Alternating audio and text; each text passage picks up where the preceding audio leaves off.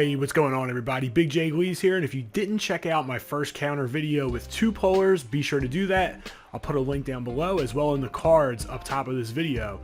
But next we're going to take a look at running the counter from shotgun with 1 puller. And if we're running it to the non-tight end side, our puller is always going to pull for the outside most linebacker in the box.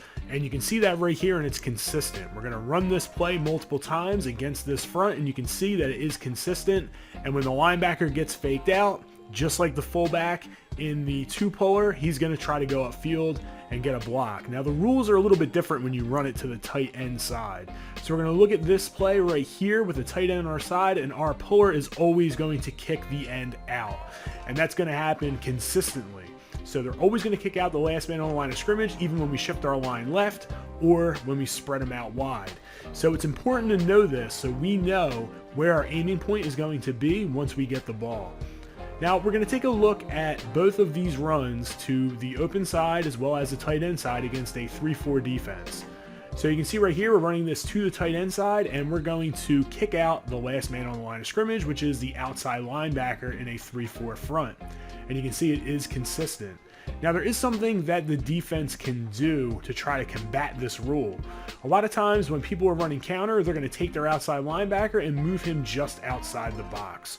And what this is going to do is it's going to allow for a free rusher off of the right edge, and our lineman is going to kick out the defensive end. So when we run this, our counter is dead in its tracks.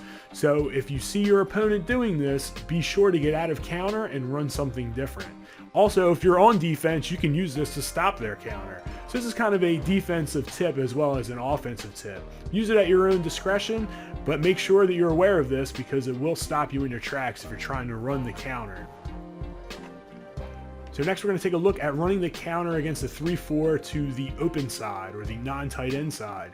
And you can see that it blocks really well on the front side, but we have this backside player who's the outside linebacker on the right, and he just flies down the field and stops the counter before it can even begin.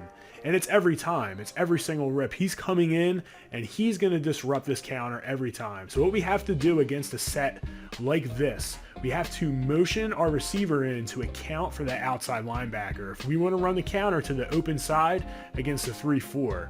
So we want to make sure again that we take that wide receiver, motion him in, and snap it just inside that outside linebacker, and then our receiver will take that outside linebacker on, and he will make sure that that guy does not get across the line of scrimmage to disrupt this play.